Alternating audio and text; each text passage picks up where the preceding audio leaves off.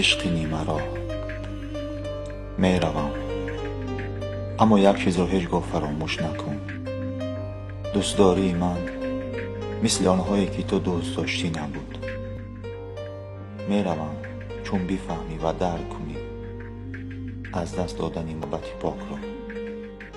شاید نزد کسی قصه کنی عشقی مرا را، آن زمان یاد آوری هرگز آنی نبودم که از روی تنهایی به تو حرف می زدم، بلکه آنی بودم که از پشت این همه بی‌وفایی دوست داشتم.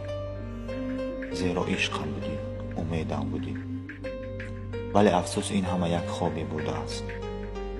روزی می شود می فهمی من مثل دیگران نبودم، ولی جایم را با کسی عوض کرده نمی توانی. این رو دانسته باش، با احساس کسی بازی